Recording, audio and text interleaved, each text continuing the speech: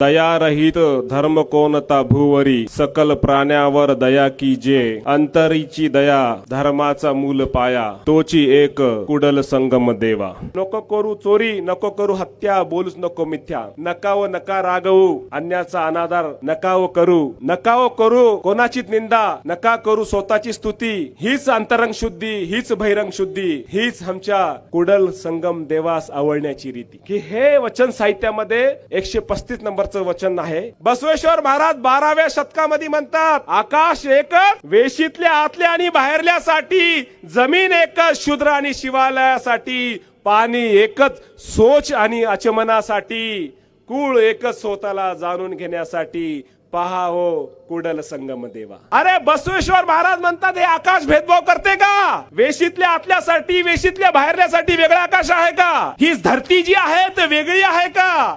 शूद्रासाठी वेगळी, शिवालयासाठी वेगळी आहे का? जे पाणी आम्ही वापरतो नैसर्गिक पाणी, सोचासाठी पाणी तेच वापरता तुम्ही निसर्गाचं, आणि आचमनासाठी म्हणजे देवपूजेसाठी सुद्धा तेच पाणी वापरतात हे बसवेश्वर महाराज. आणि आपला कुळ एकच आहे स्वतःला जाणून घेण्यासाठी. हे वचन साहित्य मग 12व्या शतकामध्ये बसवेश्वर महाराजांनी हे विचार मांडल्यानंतर कर्नाटकमध्ये आज सुद्धा जातीवाद भेदभाव कसा फोफावतो हा माझा प्रश्न आहे. ज्या महापुरुषाची आपण जयंती साजरी करतो, ज्या महापुरुषाचा आम्ही अभिमान बाळगतो, त्यांच्या तत्वावर आपण जीवन जगतो का? आचरण करतो का?